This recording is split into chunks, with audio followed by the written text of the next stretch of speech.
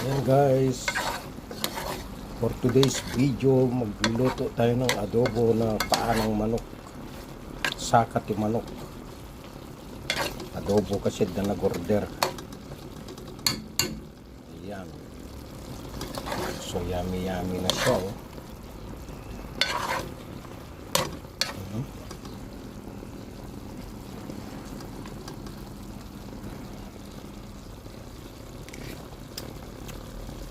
Sarap. Meron pa ditong side dish, yung sagket na tilapia. Oh, yan. Sagket na tilapia. Halo. Kami natin.